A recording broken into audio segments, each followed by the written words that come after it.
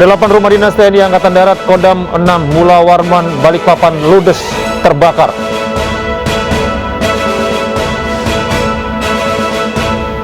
Menggunakan pistol mainan saat beraksi, pencuri motor di Probolinggo, Jawa Timur nyaris tewas di amuk massa.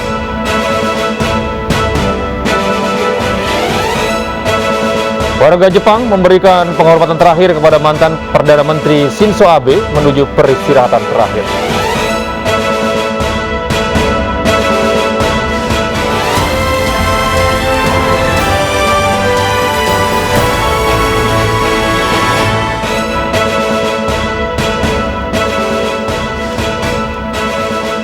Halo, selamat pagi pemirsa. Kami hadir kembali dalam News Pagi melengkapi informasi Anda pada pagi hari ini. Selain 3 berita utama tadi, kami juga akan hadirkan beragam informasi penting lainnya. Bersama saya, Gede Satria.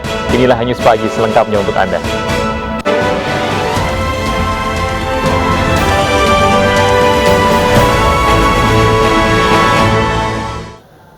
Pemirsa, kapal motor lautan Papua terbakar di perairan Paiton, Probolinggo, Jawa Timur. Kebakaran diduga berasal dari knalpot mesin kapal.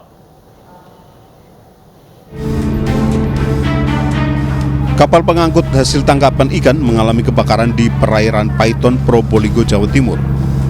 Kapal pencari ikan ini hendak mengangkut hasil tangkapan ikan di lautan Aravuru. 25 ABK berhasil dievakuasi petugas Polair dan TNI Angkatan Laut dan dibawa ke pos keamanan di Paiton dalam kondisi selamat. Meski anak buah kapal sudah berusaha melakukan pemadaman, namun besarnya api membuat ABK tidak mampu melakukan pemadaman. Penyebabnya itu yang setahu saya itu dari knalpot, sambungan elbow knalpot. Terus saya mau madamkan udah nggak sempat, soalnya berdampingan dengan tangki solar. Udah saya ambil pemadam kebakaran udah nggak mampu, udah nggak sempat. Masih kosong, dia kapal penampung yang akan ngambil hasil ikan di lautan Merauke. Kejadiannya di mana ini? Kejadiannya di pantai Paiton, Kabupaten Probolinggo.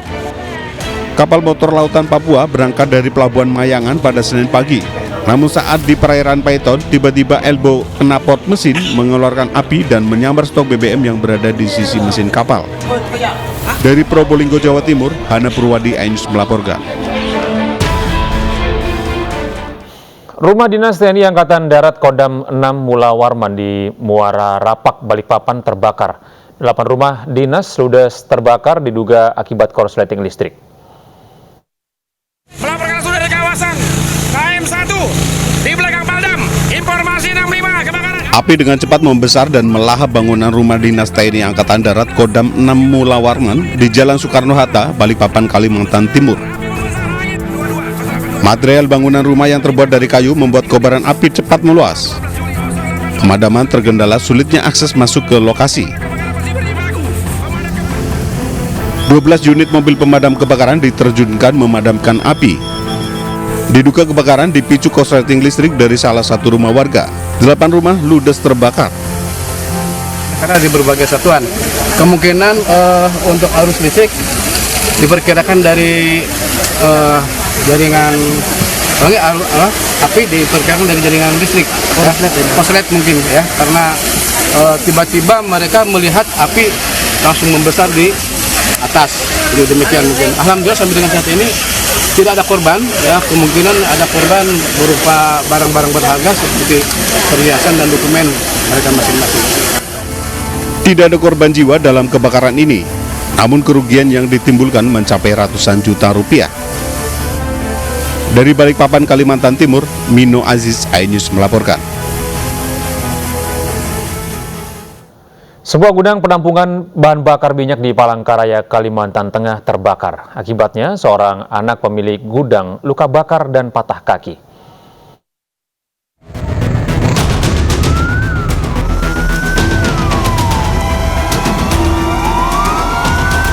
Kobaran api ini membakar sebuah gudang yang banyak menampung bahan bakar minyak di Jalan Alson 3, Gang M Bahar, Lingkar Luar, Palangkaraya, Kalimantan Tengah, Selasa siang. Banyaknya tumpukan BBM membuat api sulit dipadamkan. Api baru dapat dipadamkan sekitar 30 menit kemudian dengan mengerahkan sejumlah mobil pemadam kebakaran. Akibatnya seorang anak pemilik gudang BBM terluka bakar dan patah kaki. Kalau saya lihat dari kebakaran itu ada Dexlates dan ada Vertalates, juga ada Pertamax. Bisa dikatakan itu tempat penimbunan BBM, Pak? Saya tidak berani seperti itu. Yang jelas itu adalah tumpukan. Tumpukan, Pak, ya? Tumpukan. Yang terbakar itu? Iya, menurut informasi yang dibawa tadi adalah anak daripada pemilik. Dibawa kemana, Pak? Di rumah sakit karena kita tidak tahu. Yang jelas tadi selisih pada saat kita mau mengawal. Terluka apa gimana? Luka dan patah kaki. Belum diketahui penyebab kebakaran. Petugas Polresta Palangkaraya telah meminta keterangan dari sejumlah saksi dan menyelidiki keberadaan tumpukan BBM di gudang yang terbakar. Dari Palangkaraya, Kalimantan Tengah, Ade Sata, iNews melaporkan. Berdalih terdesak kebutuhan ekonomi, seorang pria di Surabaya, Jawa Timur tega menjual istrinya kepada pria hidung belang. Tersangka mengaku telah menjual istrinya sebanyak 20 kali dengan tarif Rp300 hingga Rp500.000.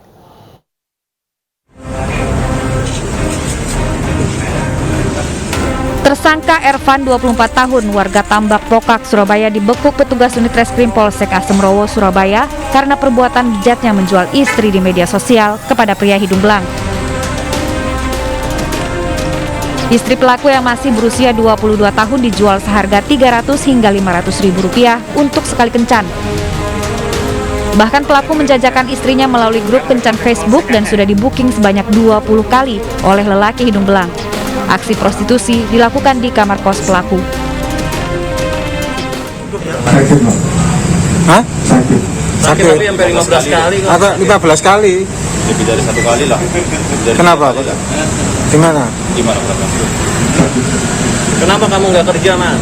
Kenapa istri yang kerja, Mas? Saya sudah berusaha, Mas. Akan saya ikut orang. Waktu kamu suruh kerja itu istrimu apa kamu paksa? Gak paksa? Pasti ada penolakan. Awalnya ada penolakan, Pak. Terus sempat kamu paksa? Awalnya ada penolakan, seiring berjalannya waktu saling tahu, saling ngerti. Penangkapan berdasarkan informasi warga yang kerap melihat laki-laki keluar masuk kosan tersangka.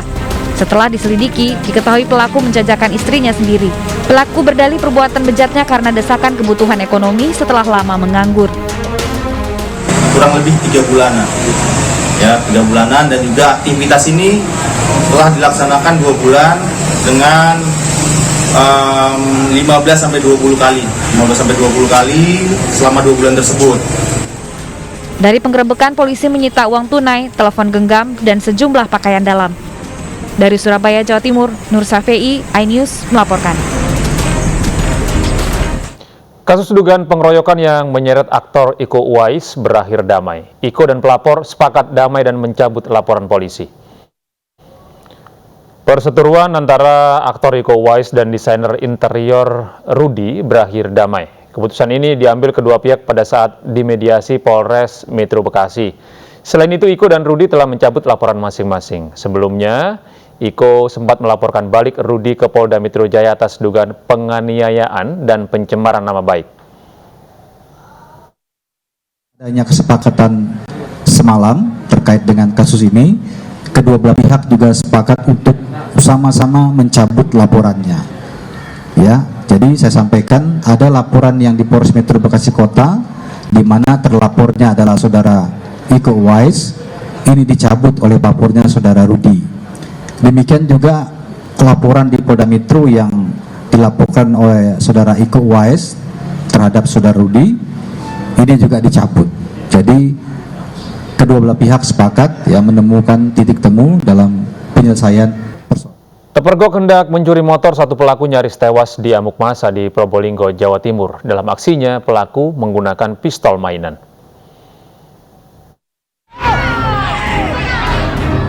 Polisi bekerja keras menghalau massa yang marah dan ingin menghakimi seorang terduga pencuri motor. Massa emosi karena pelaku sempat mengeluarkan pistol untuk menakuti warga saat dikepung warga. Setelah tertangkap, pistol yang digunakan pelaku ternyata hanya pistol mainan. Pelaku diduga anggota komplotan pencuri spesialis sepeda motor. Namun dari 3 anggota komplotan yang beraksi, hanya 1 orang yang tertangkap warga. pinggir jalan pastinya. Ketahuan sama korbannya, 3 orang itu lari dikejar sama yang punya sepeda. Ketangkep di sini, 1 kena tangkep, 2 melarikan diri. Mungkin informasinya ada membawa senjata api dan pistol lah. Sementara masih belum ada dan tunggu perkembangan berikutnya nanti hasil pemeriksaan. Oke. Polisi mengamankan pelaku ke Mapolres Probolinggo untuk pemeriksaan lebih lanjut. Dari Probolinggo, Hana Purwadi, Ainus melaporkan. Polisi menggelar rekonstruksi pembunuhan seorang wanita di Serpong Utara, Tangerang Selatan. Dari hasil rekonstruksi, pelaku awalnya hanya berniat mencuri barang berharga milik korban. Dengan pengawalan ketat, petugas pelaku menjalani serangkaian adegan reka ulang di lokasi kejadian. Sebanyak 22 adegan diperagakan. Reka adegan dimulai saat pelaku masuk ke dalam tempat kos korban dengan naik pagar belakang. Pelaku yang mengira kamar kosong terkejut mendapati korban tengah berada di kasur. Kaget melihat pelaku, sontak korban bangun dan berteriak, namun pelaku justru melawan hingga terjadi perkelahian. Diduga motif pelaku murni untuk mencuri, namun usaha pelaku dipergoki korban. Akhirnya pelaku nekat menusuk korban hingga meninggal dunia. Adegan dan sudah dilaksanakan semua, dan di sini sudah lengkap, ada dari lawyer, ada dari kejaksaan juga. Jadi hari ini kita tuntaskan untuk melanjutkan proses penyidikan. Sudah ada, tadi kita sudah konsultasi juga, sudah diarahkan oleh dari kejaksaan. 2 motor gede milik anggota Patwal Polisi dan Pas Pampres menabrak sebuah bus di tol dalam kota Tegal Parang, Mampang Perapatan, Jakarta Selatan. Akibatnya kedua anggota tersebut luka-luka dan dilarikan ke rumah sakit. Rekaman video amatir warga memperlihatkan sepeda motor Pas Pampres tersangkut di bagian belakang bus usai bertabrakan. Sementara anggota Patwal yang juga terlibat kecelakaan tergeletak di pinggir jalan akibat terluka di bagian kepala. Menurut saksi mata, kedua korban sedang melaju dengan kecepatan tinggi dari arah Cawang menuju Semanggi, sebelum kemudian menabrak bagian belakang bus. Saat itu, bus jurusan Tasikmalaya Serang sedang berhenti karena macet. Kedua korban hanya mengalami luka ringan dan dibawa ke rumah sakit untuk menjalani perawatan. Bandar narkoba dibekuk saat gelar pesta ulang tahun di Payakumbuh, Sumatera Barat. Informasi lengkapnya akan hadir usai azan subuh.